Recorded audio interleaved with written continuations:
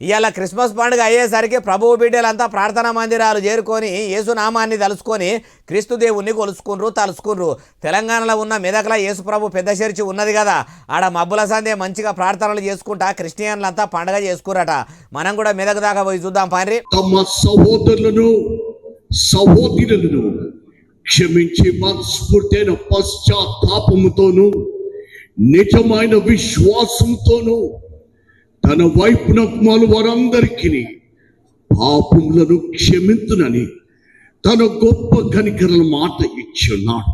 ఇట్లా ప్రార్థనలు మొదలుపెట్టి శిలువను ఇట్లా పట్టుకొని తెల్లారుతుండగానే ఆరాధనలు చేసుకుంటా దేవుణ్ణి ఆరాధించుకుంటా చర్చిల శిలువను దింపుకుంటా తెచ్చి దాన్ని ప్రతిష్ఠించి అటెనక సిక్కి మత పెద్దలు ప్రార్థనలు చేసిర్రు. ఇక ఇయ్యాలటి సంధి కొత్త సంవత్సరం దాకా చర్చి ఇట్లనే లైటు బుగ్గలతోని షమక్ అనుకుంటా ఎలుగుకుంటా ఎలుగుల మిరిమిట్ల నడమల కొత్తగా కనబడేటట్టు అట్లనే లైటు బుగ్గలు ఉంచుకుంటా ఆడనే ప్రార్థనలు చేసుకుంటా అందరూ ఉంటారట.